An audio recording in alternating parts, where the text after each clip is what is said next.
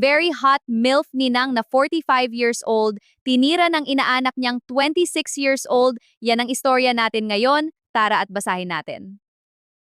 Nakakainis ang ganitong buhay. Dear DJ Michelle, hindi ko akalaing darating ako sa puntong mahihiya akong humarap sa sarili kong ninang. Tawagin niyo na lang akong Jom, 26 years old.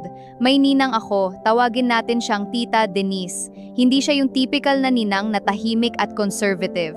Palangiti at sobrang alaga sa sarili. Single mom din siya kaya marami pa ring nanliligaw kahit nasa late 40s na. Noong bata ako, tingin ko lang talaga sa kanya ay cool na ninang. Pero habang tumatanda ako, napapansin kong iba pala dating niya. Mature, maganda magsalita, at may aura na mahirap i-explain. Minsan bumibisita ako sa bahay niya para tumulong sa mga simpleng bagay. Mag-ayos ng internet, magbuhat, o minsan tambay lang habang nagkakape. Hanggang sa napansin kong parang masyado na siyang sweet sa akin. Madalas mang-asar.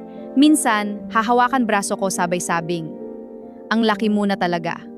Grabe ang laki na ng inaanak ko. Dami mo na sigurong babaeng pinaiyak, no? O baka pinaligaya? Nung una, binabaliwala ko lang. Pero aminado akong na-attract ako sa kanya. At doon ako naguguluhan sa sarili ko. Kasi ninang ko siya.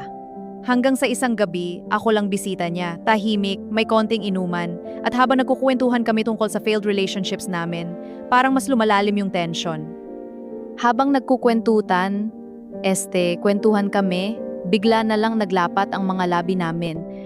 Hanggang sa nag-all the way na.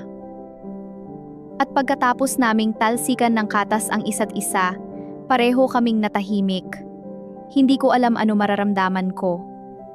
Kasi parte sa akin sobrang sarap ng nangyari. Pero parte rin sa akin sobrang guilty.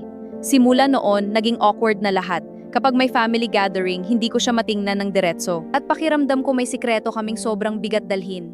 Kaya heto ako ngayon. Nalilito kung paano haharapin ang isang pagkakamaling parehong ginusto pero parehong hindi dapat nangyari. Sabihin niyo nga sa akin, paano mo kakalimutan ng isang bagay na kahit mali? Pero sobrang sarap kaya ayaw ding bitawan. Your katambay, Jom. Gusto kong kumako sa'yo, babe. Salamat sa pag-share mo. Alam kong sobrang bigat ng guilt na dala mo ngayon. Libog lang yan, Jom. Hindi lang basta pagkakamali to. Ninang mo siya. May sacred bond kayo ng pamilya. Kahit pareho niyong ginusto, mali pa rin ito. Kailangan mong tapusin to agad. Walang continuation, walang one more time. Mas lalong masisira ang lahat kapag nagpatuloy pa kayo. Ang awkwardness sa family gatherings ay normal. Bigyan mo muna ang sarili mo at si Tita Denise ng distansya. Huwag mong pilitin na parang walang nangyari. Pag-isipan mo rin kung kailangan nyo mag-usap privately para maklear ang hangin. Pero huwag ituloy ang relasyon. May consequences to sa pamilya nyo. Matuto kang mag-move forward. Ang pagkakamali ay nangyari na, pero hindi mo kailangang hayaang tukuyin nito kung sino ka. Piliin mo ang tamang landas mula ngayon.